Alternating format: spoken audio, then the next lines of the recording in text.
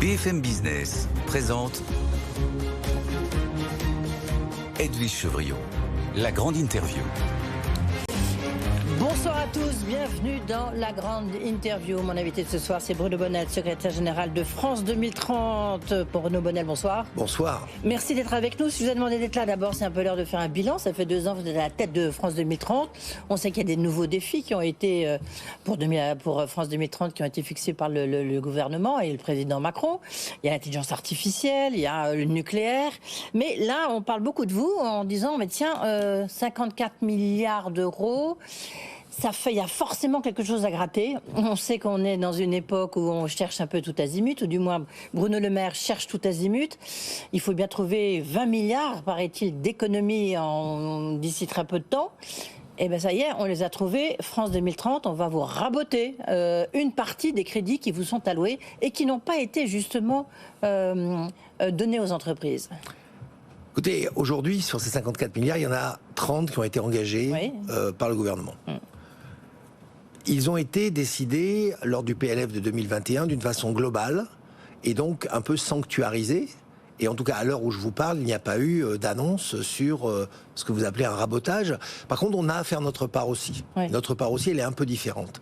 Elle est que si nous soutenons de l'audace créative, des nouveaux projets, des nouveaux produits, c'est avec un contrat vis-à-vis des entreprises que nous soutenons. Et dans ce cadre-là, notre travail à nous, ça va pas être d'être raboté, ça va être d'optimiser la dépense publique et de faire attention à de la bonne dépense et pas justement de faire de la gabegie sur des projets qui ne verraient pas le jour. Parce que c'est ce que vous faites aujourd'hui, c'est la gabegie ? Non, ça veut dire qu'aujourd'hui, quand vous vous lancez dans une aventure où vous prenez du risque, oui, vous avez forcément des échecs. J'ai joué au ministre de l'économie et des finances, c'est pas un bon argument.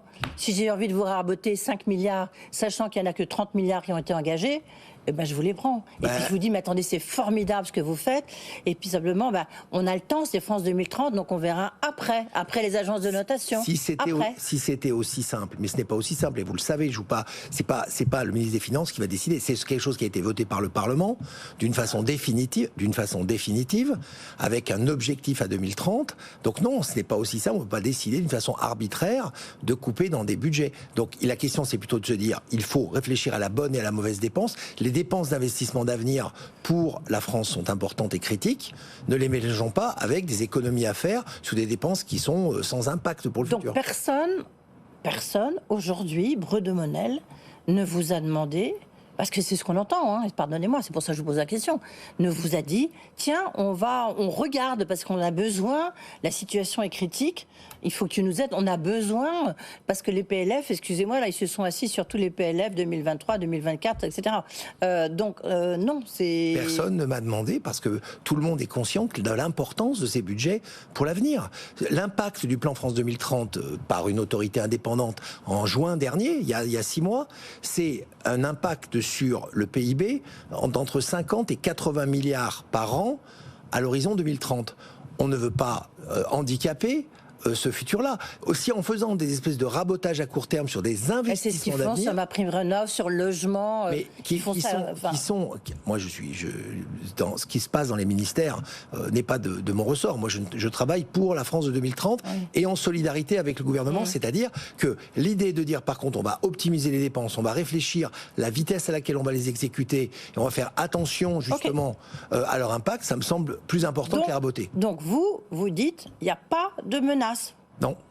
Ok, non, mais voilà, comme ça. Ça peut pas être plus clair. C'est gravé, non, mais c'est gravé dans voilà. C'est gravé dans la pellicule, c'est gravé dans la pellicule, absolument gravé dans BFM Business. Lorsque vous regardez, parce que vous avez investi, si on regarde le bilan, on rentrera dans le bilan, mais d'abord une autre question d'actualité. Mais ce qu'on regarde, vous avez accompagné pour l'instant 3748 entreprises, donc c'est quand même beaucoup. Vous êtes entrepreneur vous-même, ou du moins vous l'avez été, même un serial entrepreneur. Lorsque vous voyez que là, le CAC 40 qui franchit pour la première fois les 8000 points. Dingue. Et puis vous voyez la croissance, Christine Lagarde vient de le dire, la croissance européenne qui passe de 0,8 à 0,4. On voit que la croissance française pour 2024, justement Bruno Le Maire aussi l'a revue à la baisse. Vous dites quoi ? Vous dites que... Je dis que 2 choses. Je dis d'abord, méfions-nous des algorithmes. On sait très bien que à cette vitesse-là, la vitesse où ça va, on a une espèce de mécanique qui s'emballe, haussière actuellement, elle peut devenir baissière demain. Donc moi, c'est un indicateur que je considère comme finalement relativement peu significatif de l'état réel de l'économie.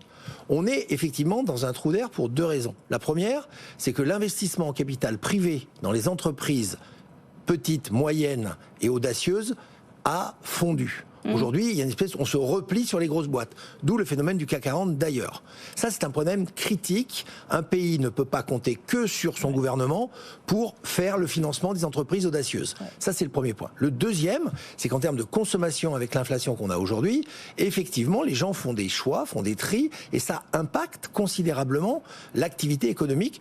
Et donc, ça préoccupe. Bon, on le sait, en économie, il y a des phases, il y a des cycles.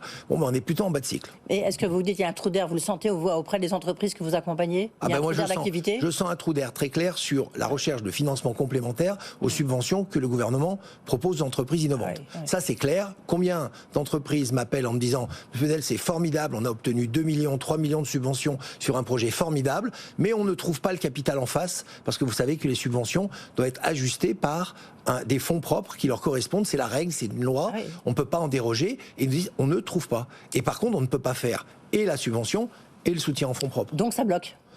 Donc ça bloque. Donc ça bloque le développement de France 2030. Mais non, ça bloque pas le développement. Si, parce que vous dites subvention, de l'autre côté, il faut des financements. Non, mais c'est pas le développement bancaire qui suivent. C'est pas le développement de France 2030 qui est bloqué. Le développement de France 2030, c'est de donner les moyens à des entreprises d'oser et de dérisquer leur audace. Ce job-là, il est fait. Oui, ce que je dis aujourd'hui, c'est que l'investissement privé doit suivre. C'est ça que je veux dire. Oui, mais ça, je peux pas forcer tous les investisseurs privés du pays à le faire. Donc les banques aujourd'hui, elles ne jouent pas le jeu, ou elles sont trop frileuses. Je dirais plutôt que les fonds d'investissement, c'est autre chose. La deuxième ligne, c'est la banque, mais pour d'autres raisons, parce qu'une banque a des règles du jeu et elle veut des sociétés qui soient saines pour les soutenir. Mais les fonds d'investissement aujourd'hui vont plutôt vers le CAC 40, on le voit, ou rien du tout, ou vont dans l'attente, plutôt que d'aller sur de l'investissement de sociétés françaises innovantes. Rapidement, les chiffres clés, si on fait le bilan des 2 mois, parce que maintenant ça fait 2 ans que vous êtes, vous, à la tête de France 2030, Bruno Bonnell, c'est quoi grosso modo les chiffres? Donc 30 milliards d'engagés, 30 milliards d'engagés, 7 milliards de décaissés, ce qui est normal parce que les projets sont sur 3, 4, 5 ans, donc il y a un cycle de décaissement. Comment ça, c'est pas beaucoup? 7 milliards sur 30, voire sur 54, ça fait pas... Non, mais 7 milliards de décaissés, 30 milliards d'engagés, c'est comme, si vous voulez, quand on fait un gros projet à, par exemple, 100 millions, on en débloque 20% la première année, on regarde si les objectifs sont atteints, on en redébloque 20%, etc.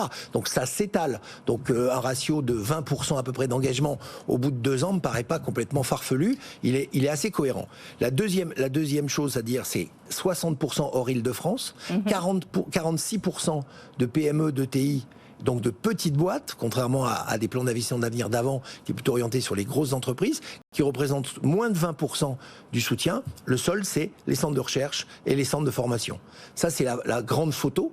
Maintenant, si on regarde plus précisément sur les secteurs, nous sommes sur le chemin de nos 2 millions de véhicules électriques. On a sécurisé 1 million sur les 2 avec les gigafactories et les entreprises qui maintenant commencent à avoir toute la chaîne de valeur pour la construction de voitures électriques sur le sol français. Oui, mais le gigafactory, c'est pas vous.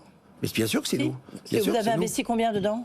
Ça dépend des gigafactories, mais on doit être à pas loin de 2 milliards aujourd'hui, cumulés sur les gigafactories. Oui, donc la zone de Dunkerque, notamment, est revitalisée. 17 000 emplois créés sur ces gigafactories. Ça veut dire une dynamique qui est réellement... Mais dans les secteurs vraiment nouveaux, les petits nucléaires, on soutient 9 technologies françaises différentes aujourd'hui. Bien sûr, il y aura de la filtration, mais on est dans un décollage du petit nucléaire français, pas les EPR, qu'on appelle les SMR, c'est-à-dire les petites centrales. Dans le biomédicament, on doit sécuriser 20 biomédicaments. On a déjà sécurisé une dizaine aujourd'hui. C'est-à-dire on fait des médicaments à partir de la biologie et non plus à partir de la chimie. L'agriculture où les phytos sont remplacés par des produits plus naturels. Donc vraiment une dynamique qui se passe sur le pays. Et comment vous travaillez? Parce que on sait, souvent c'est des remontées qu'on a d'entrepreneurs qui vous disent en France 2030 c'est très bien, mais les dossiers sont quand même compliqués à remplir. En plus, si vous demandez à vous solliciter des prêts à côté ou des financements, c'est d'autres dossiers encore à remplir. Donc en fait, ça veut dire ça, vous avez des tonnes de dossiers à remplir alors qu'on n'a pas vraiment le temps lorsqu'on est entrepreneur, et c'est pas vous qui allez dire le contraire. nucléaire. Oui, vous savez, dans ma vie d'entrepreneur, j'ai levé beaucoup d'argent. Ah, je sais. J'ai eu des tonnes de dossiers à remplir. Ça veut dire qu'à chaque fois, il faut se présenter, faire des dettes. Je croyais qu'on était dans l'ère de la simplification. Non, mais des économies et de la simplification. Depuis que je suis en charge, depuis 2 ans, on a divisé par 2 le temps de réponse des dossiers sur France 2030. C'est-à-dire qu'on est passé à 6 mois. 6 mois pour de l'argent français validé sur de l'expérimentation, je trouve ça très honnête. Je mets au défi quelqu'un qui cherche de l'argent auprès de privés, de trouver de l'argent en moins de 6 mois, à part dans sa famille proche. Je les mets au défi. Et là-dessus, ça veut dire qu'il y a des experts spécialisés qui travaillent, il y a un règlement qui est fait dans une compétition qui est saine et égalitaire. C'est beaucoup plus simple que ça lui était. Et tant mieux. Maintenant, on va pas faire non plus n'importe quoi avec l'argent des Français. Donc moi, mon devoir, c'est d'une vigilance. Et c'est vrai que les chefs d'entreprise savent que c'est pas si simple de trouver de l'argent et que c'est un chemin un peu de croix. Maintenant, France 2030, c'est aussi une compétition. Souvent, ceux qui disent c'est impossible à faire et c'est trop compliqué, c'est ceux qui sont pas lauréats, parce que quand on est lauréat, on ne regrette pas le temps qu'on a passé à remplir des dossiers.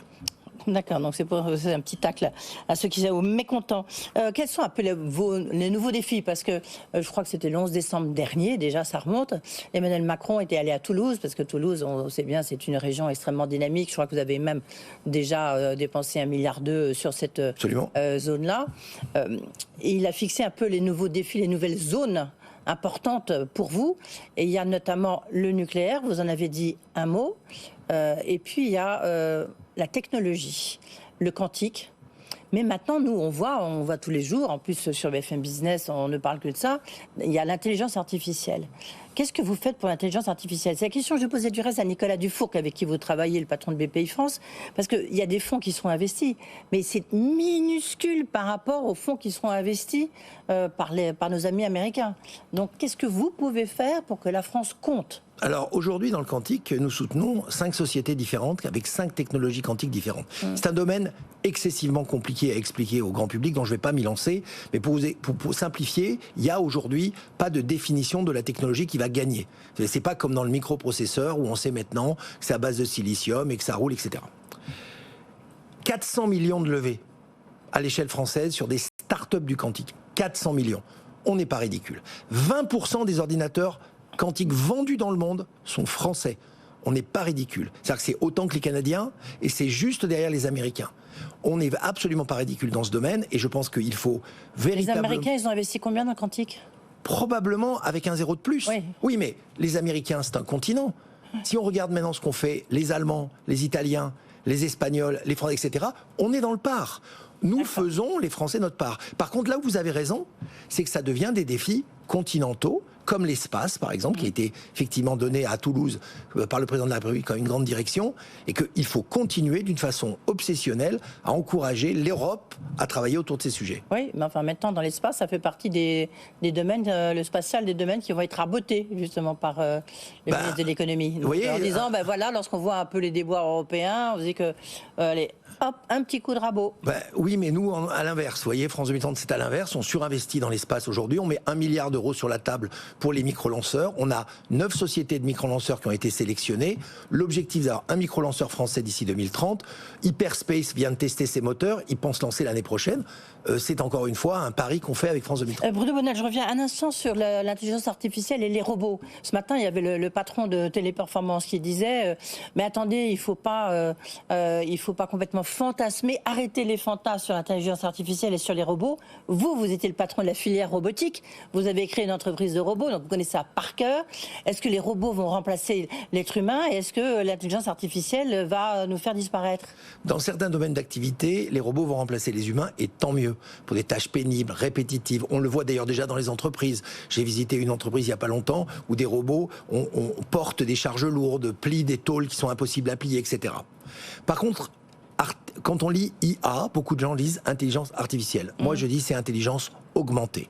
C'est-à-dire que par rapport à la générative, c'est ce qu'on dit. Oui, mais augmentée au sens que ça augmente nos capacités humaines. Et je pense qu'il faut vraiment la regarder comme étant un dynamiteur de méthodes passées, ouvrant des portes incroyables sur des nouvelles méthodes. Et partout où il y a eu des robots installés dans le monde, historiquement, notamment au Japon et en Allemagne, on n'a pas vu d'impact pour l'emploi. On a vu des translations d'emplois. D'où l'importance du plan compétences et métiers d'avenir qu'on a aussi dans France 2030, 2 milliards d'euros pour la formation et la reformation des gens, parce qu'on ne fera pas une robotique et une intelligence artificielle efficace sans une pédagogie et requalification des gens. On n'a pas le temps, tous les jours il se passe quelque chose de nouveau. Écoutez, on n'a pas le temps. Justement, moi je sais, je suis un vieux de la vieille en tech. Hein. On n'a pas le temps, je l'ai entendu toute ma vie.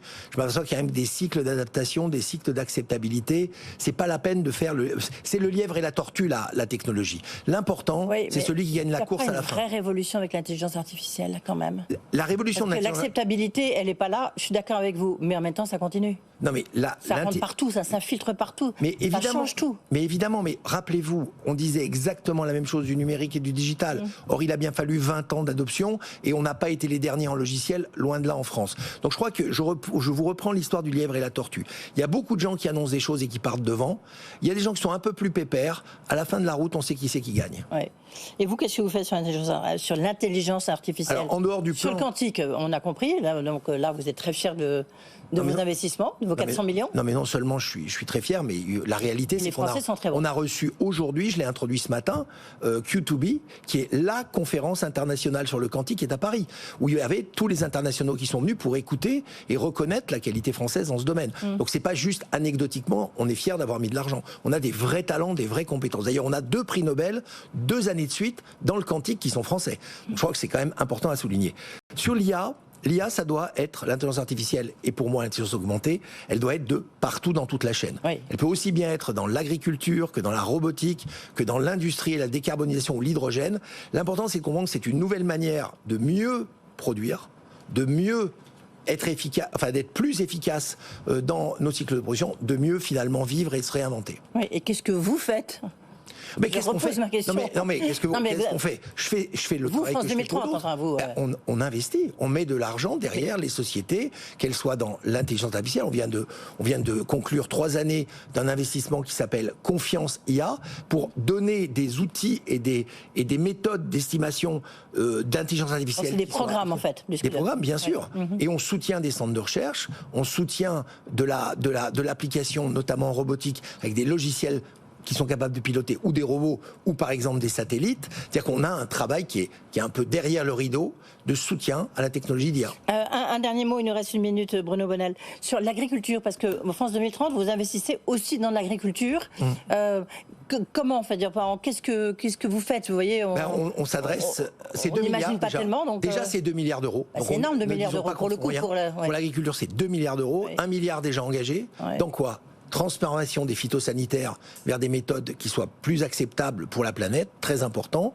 Capacité et résilience alimentaire, donner aux agriculteurs des nouvelles méthodes et surtout travailler avec eux avec des moyens. On vient de le faire avec une coopérative qui s'appelle Vivsesia, dans lesquelles on leur donne des moyens d'oser aller vers une agriculture plus durable, plus saine, et on compense le différentiel de prix pour qu'ils puissent trouver des débouchés. Parce que c'est bien juste de financer la recherche, c'est mieux de financer le business. Et en agriculture, on a bien compris cette équation-là. Oui, c'est sûr.